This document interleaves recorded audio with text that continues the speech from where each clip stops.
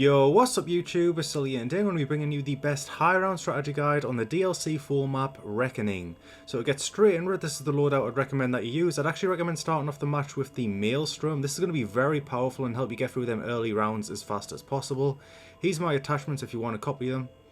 As for the field upgrade, I'd recommend starting off with Frenzy Guard. This is going to help with the early round strategy, and then later on in the game you're going to want to switch to Ether Shroud for the high round strat.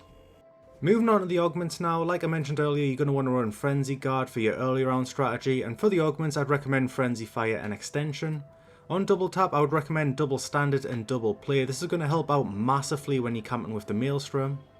On Cryo Freeze I'd recommend running Ice Cloud. Of course put Cryo Freeze on your Maelstrom and this is going to help prevent the zombies from overwhelming you. Liquid Nitrogen as the minor augment is going to help it proc more often too.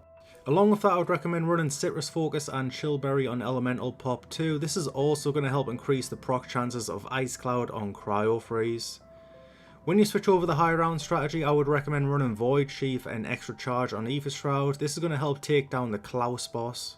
And then you're going to want to pair that with the Expresso major augment on melee Macchiato to kill him as fast as possible. And then finally, of course, it kind of goes without saying at this point, you're going to want to run Parting Gift and Picky Eater on Vulture.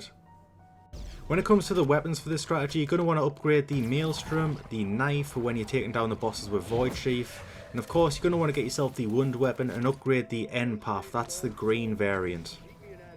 And then once you've got all that done, you're ready to begin the early round strategy. So the spot where we're going to be camping is just opposite PhD where the box location is. We're just going to be standing beside this doorway and all the zombies are going to come from the right hand side of the doorway. You want to make sure that you don't get too close to the doorway because then that will create more spawns.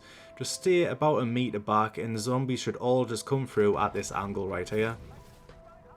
So moving on to the early round strategy, you can begin this, like I said, whenever you get your weapons upgraded, but honestly even in the earlier rounds when you're just saving up the points to begin upgrading your weapons, you can just start camping here to get through the rounds faster. And you can take it all the way up to, like you see in here, round 51. Honestly, if you co-op and you have two Maelstroms, you could just have this be the high round strategy. Two Maelstroms, or even up to 4 Maelstroms, quadrupling your DPS. You can have no problem killing the zombies here. Like you're seeing, the Ice Cloud ability from Cryo Freeze is proccing all the time, so I don't even have to worry about being overwhelmed by the zombies.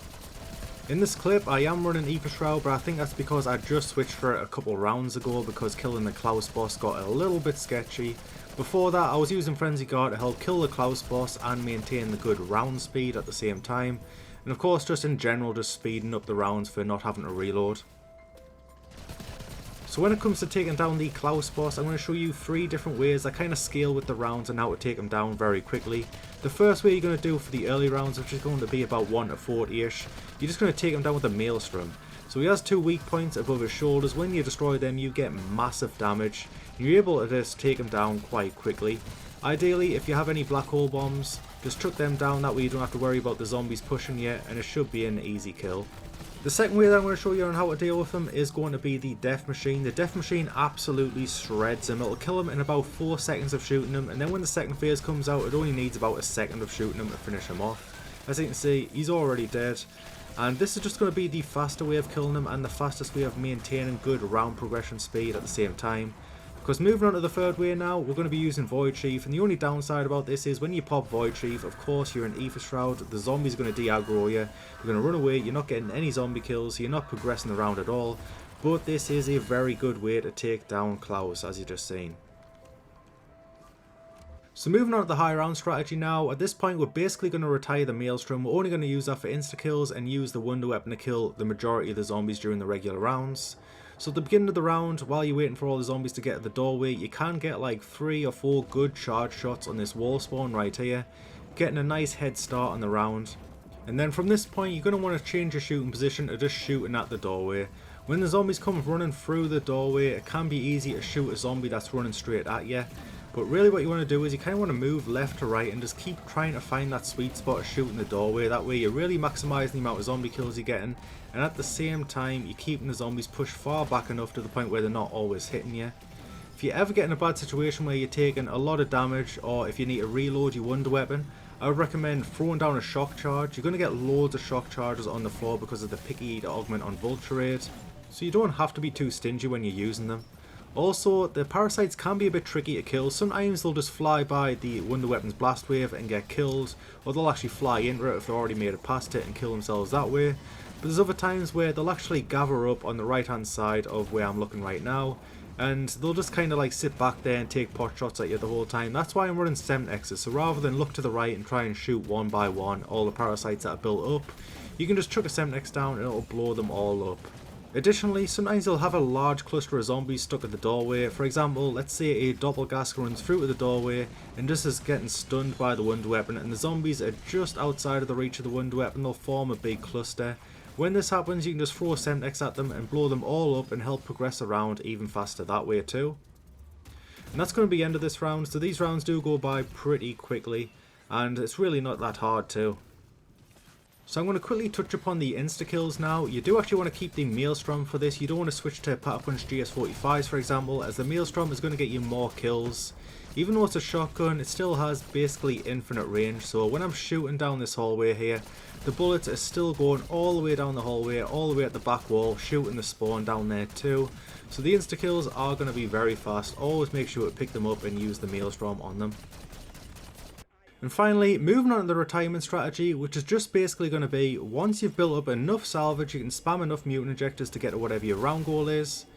There's going to be two spots where you can spam mutant injectors in this location. The first you're seeing right now, you're basically going to treat it exactly like how you treat the insta-kill, where instead of spamming the Maelstrom all the way down this hallway, you're just going to shoot the mutant's cannon all the way down this hallway and get all your kills that way. If you do get a Doppelganger that runs in front of you, just melee twice and you'll take him out. Also, what you can do if you really want to prioritize speed is melee once and then do a jump cannon shot over his head. That way you're constantly killing the zombies behind him, because that's what's progressing the rounds. And then melee again after you've done that cannon shot. So the second location where you can use mutants in this location is going to be just in front of the teleporter along the walkway. Now don't worry, when you're up here, you're still keeping the same spawns as before. As long as you don't actually enter the room and stay on the walkway, you're going to keep the same 3 spawns. But instead of shooting one location before, you're now shooting each 3 spawns. So it's going to be faster this way, but it's going to require a little bit more effort. And then lastly, the final thing I'm going to cover on this video is going to be the bonus rounds. When you're on this walkway, they're only going to spawn from one window, and that's going to be this right hand side window in front of the teleporter. As long as you have cryo freeze on your Maelstrom still, you should have no problem just spamming this window and then killing them before they even come out. You are weak to cryo freeze, so it literally takes about 2 or 3 shots and then each Klaus will die. And that's going to be it for this video. I am going to have another strategy guide coming out for this map, and it's going to be a faster strategy too, so stay tuned for that. And if this video helped you out, be sure to leave a like. If you're new, subscribe, and I'll catch you in the next one.